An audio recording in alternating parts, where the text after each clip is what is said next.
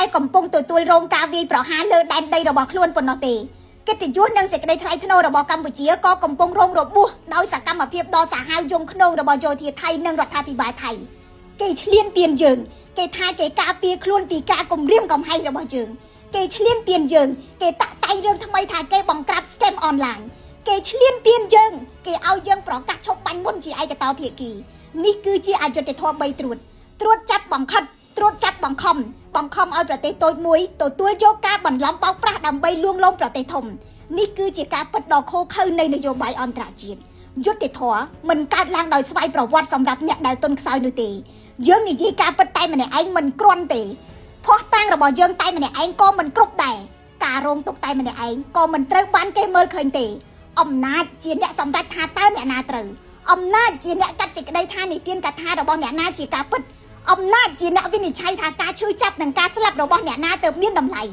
នៅពេលដែលកម្ពុជាការពារខ្លួនកម្ពុជាត្រូវគេចោទថាជាអ្នកបង្កហេតុនៅពេលដែលកម្ពុជាបង្ហាញការអត់ធ្មត់កម្ពុជាត្រូវគេមើលងាយថាអន់នៅពេលដែលកម្ពុជាស្នើសុំភាពយុត្តិធម៌កម្ពុជាត្រូវបានគេប្រាប់ឲ្យអត់ធ្មត់តើនេះមិនមែនជាការសង្កត់ឲ្យកម្ពុជាទទួលយកភាពអយុត្តិធម៌ដោយស្ងៀមស្ងាត់ទេឬយ៉ាងណា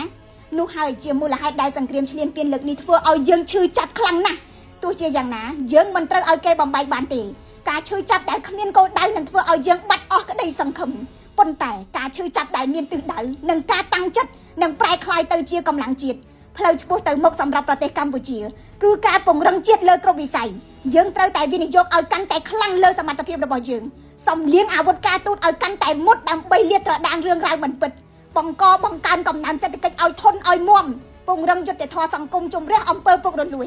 យើងត្រូវតែប្រែក្លាយការឈឺចាប់ទៅជាកម្លាំងជំរុញផលិតកម្មក្នុងស្រុកពង្រឹងកម្លាំងពលកម្មជំនាញសមត្ថភាពបច្ចេកវិទ្យានិងយោធានិងទុនបម្រុងជាយុទ្ធសាស្ត្រអ្វីដែលសំខាន់ដូចគ្នាយើងត្រូវតែពង្រឹងឯកភាពជាតិរបស់យើងសង្គមដែលបែកបាក់គឺងាយនឹងរងការធ្វើបាបប្រជាជាតិដែលមិនទុកចិត្តគ្នាគឺងាយនឹងគេជិះជាន់រាជរដ្ឋស្ថាប័នប្រព័ន្ធផ្សព្វផ្សាយអាចមានគំនិតផ្ទុយគ្នាតែមិនមែនស្អប់ខ្ពើមគ្នាយើងត្រូវវិញគ្នាជាចំណងចងគ្នាជាបាច់ប្រសិនបើយុត្តិធម៌ពិតជាគ្មានសម្រាប់អ្នកទុនខ្សោយមែននោះយើងត្រូវតែរួមគ្នាធានាថាកម្ពុជានឹងមិនទុនខ្សោយទេ